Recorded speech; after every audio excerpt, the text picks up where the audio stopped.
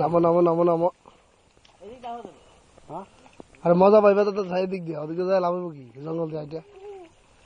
আপনি খুলো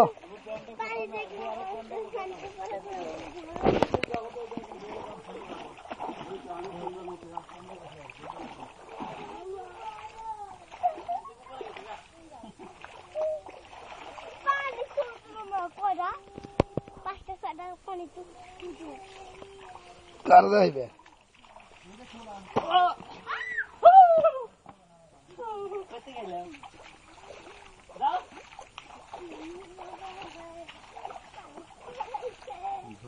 ঝর্ণার পানি না